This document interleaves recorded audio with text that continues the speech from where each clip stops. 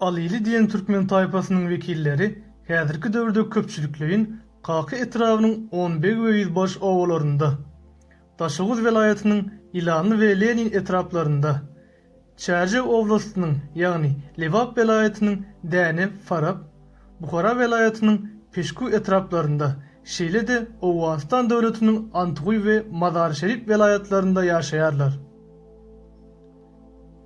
Sany boýunça orta grup taypalaryň biri bolan Alilileriň etnik adynyň döreşi we manysy barada dürli rowayatlar aýdylýar. Türkmen etnografi Karpowyň işlerinden getirilen şeýle rowayatlaryň birinde Alil diyen etnonim Ala-il, Agzala-il diýip düşündirilýär.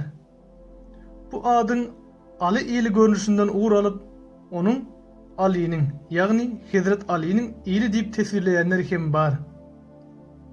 Hatta arheolog Hemra Yusupu bu adyň şu manysynda daýanyp, Alilileriň eýranlary, ýagny İslam dininiň şaý mezhebine uýanlaryň galındylary hasaplaýar. Elbetde beýle düşündürüşler bilen nalaşmak mümkin däldir. Dilçi alim Çomadow Alil etnonimini Mawtumul Şahiriň Türkmen binasy adly goşgusundaky ahalili söz düzüminiň gysgalan görnüşi hasaplaýar.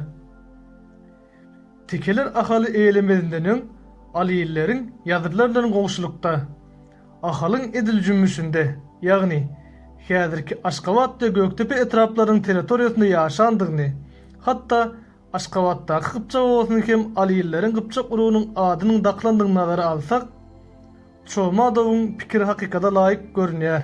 Ýöne Mawtumuldan has öň baryp 17-nji asyrda ýaşan Hiwa han Abylgazy Bahadir hanyň Türkmenleriň Şeceresi diyen meşhur kitabında bu taypanyň adynyň ahal ili däldi, hut Alil diyen görnüşiniň ulanlandygyna gawat gelýär.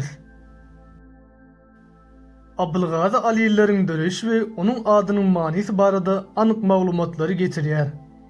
Onuň ýazmagyna görä 14-nji asyryň ortalarynda gadymy uzboýuň orta akymynda Ersar baýyň raýatynda Hydyrjora, Alyjora we Igbekden 3 sany baý doganlar ýaşapdyr. Bular Ersar baýyň gyzy Mamawikaniň adatly goýberen gulunyň ogullary eken.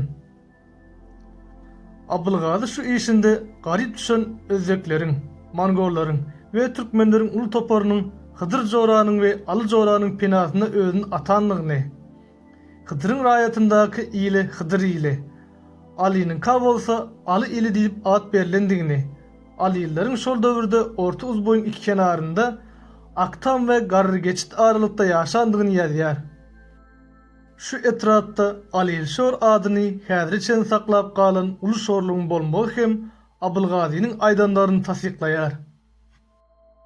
Orta uzboýda emele gelen Aliller Daşoguz, Çärju, Bukhara etraflaryna näme düşdilerkä diýen soragyň ýüzüne çykmak mümkindir. 1578-nji ýylda uzboýuň suwy kesilýär. Onuň ýakasynda ýaşaýan türkmenler şol sanda Aliller hem çar tarafa göçmäge mejbur bolýar. Olaryň uly bölegi ahala gelýär. Bir bölegi bolsa Dänebiň Kölaryk Alil diýen ýerinde ornaşýar.